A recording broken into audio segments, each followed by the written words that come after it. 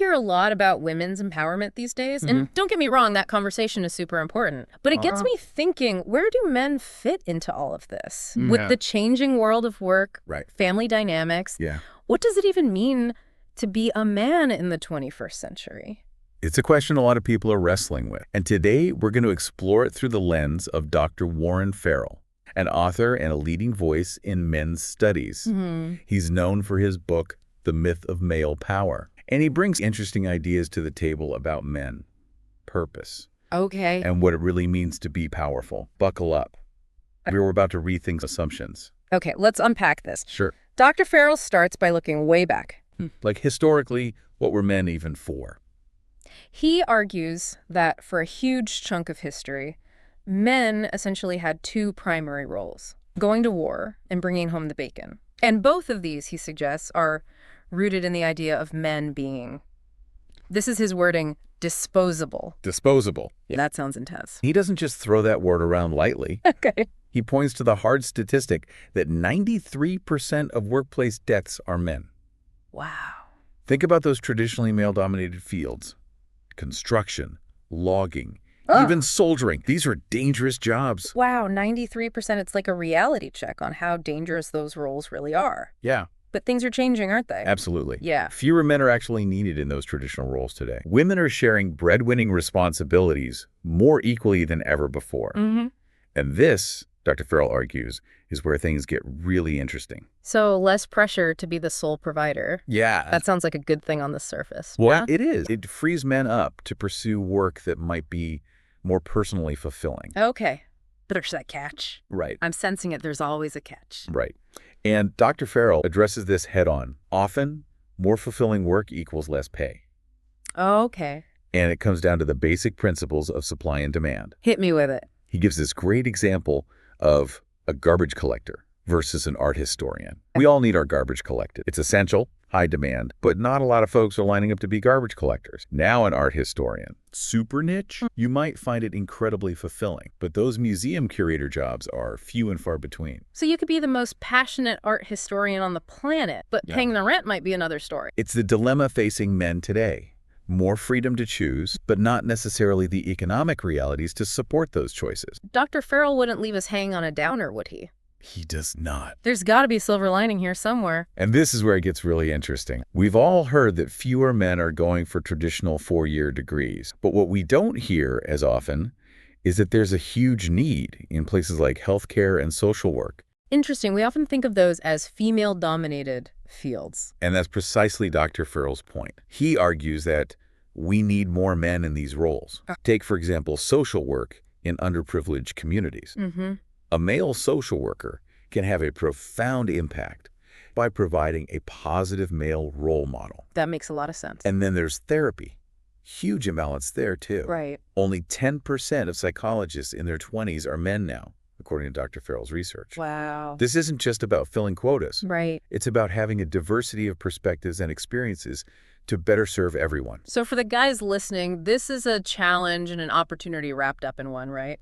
That's what Dr. Farrell's asking. Yeah. He believes that one of the biggest challenges facing men today is this lack of a clearly defined purpose. We've moved on from those traditional roles, but haven't necessarily figured out what takes their place. He calls this the purpose void, and he ties it to this concept of dad deprivation. This is where things get really fascinating for me. Yeah. But before we jump in, can we define dad deprived? I mean, does this just refer to homes where dads aren't present? And you're right, it's more nuanced. Dad deprived, in Dr. Farrell's view, can certainly refer to homes where fathers are absent, but it can also describe situations where fathers are physically present, but emotionally unavailable or disengaged in their children's lives. It's about the absence of a specific kind of nurturing and guidance that fathers traditionally provided. How does this dad deprivation affect a person's sense of purpose? Dr. Farrell breaks it down into 5 steps, and it all hinges on the concept of boundaries. Boundaries, like setting limits. See, moms are amazing at encouraging their kids' dreams. You can do anything, which is fantastic.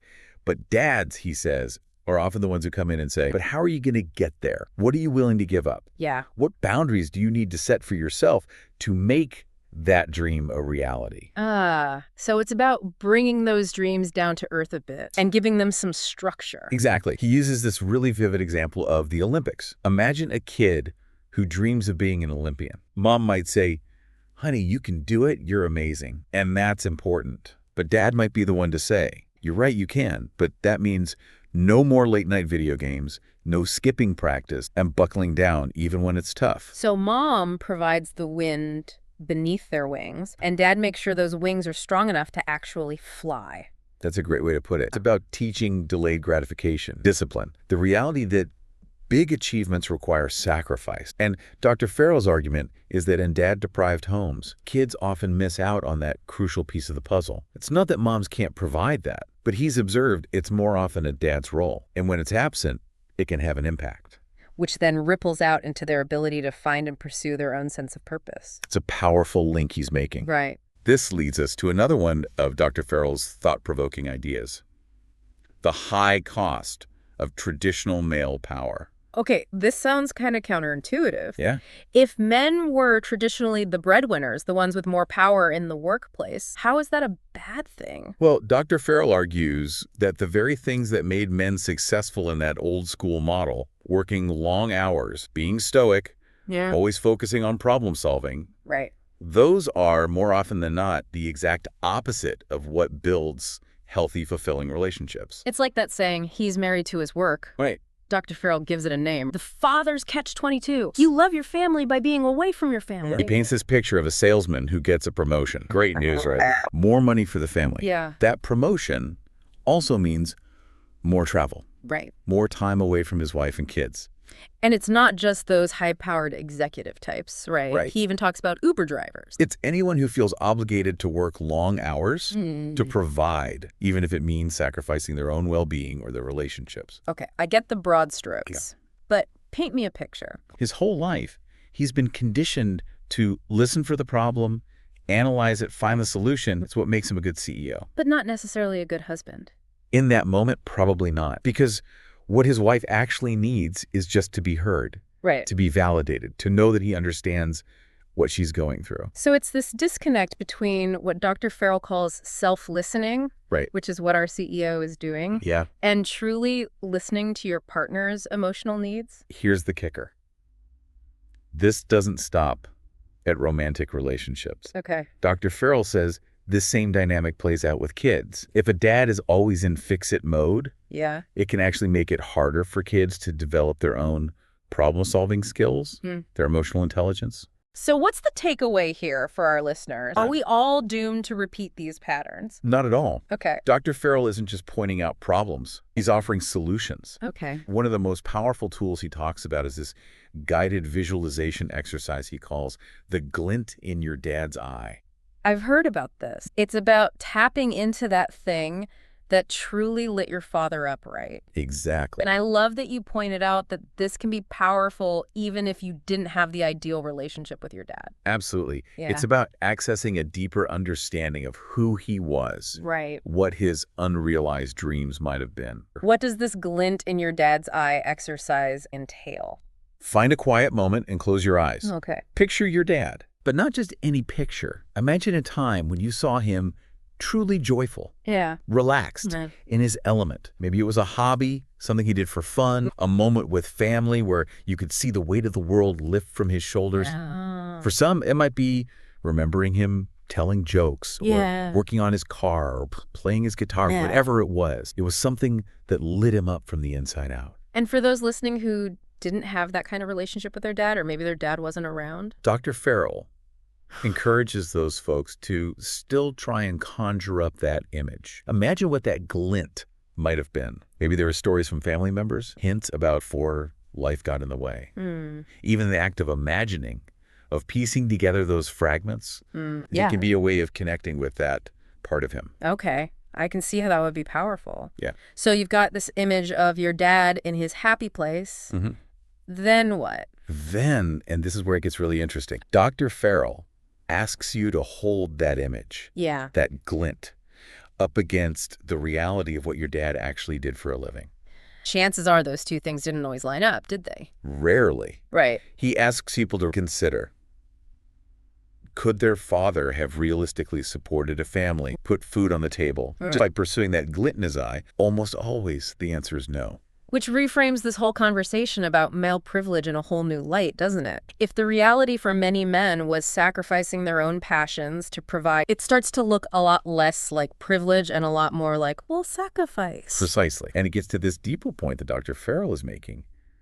Both men and women have been sold a very limited definition of power. Right. For many men, power was about their ability to earn a paycheck, even if it meant sacrificing their own fulfillment. And the truly heartbreaking part is so many men bought into it. Yeah. Not out of selfishness, but out of love for their families. Absolutely. Dr. Farrell tells this story about a young man who did this exercise with him. Okay. Afterward, the man went and asked his father about the glint in his eye, and the father, who seemingly never cried in front of his son, broke down. Wow. He said he never thought anyone cared enough to even ask. That really hits you in the chest, doesn't it? It really did. Yeah. And it's a powerful reminder that no matter who we are, we crave that feeling of being seen, of being valued for who we are at our core.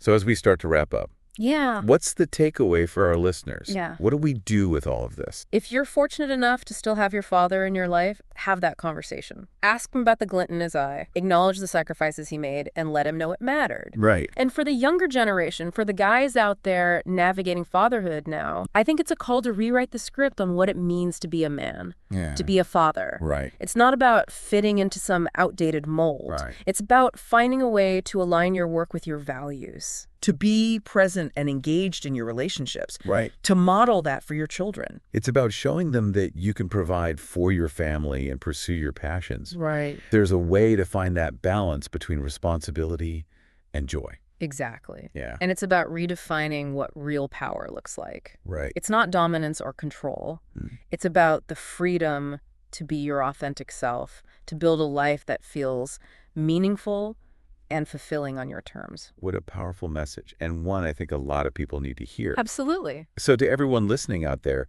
what's the glint in your eye? What lights you up? And how can you bring more of that into your life, your work, your relationships? That's something I'm walking away thinking about for sure. Me too. Yeah. Because as always, the journey of discovery continues.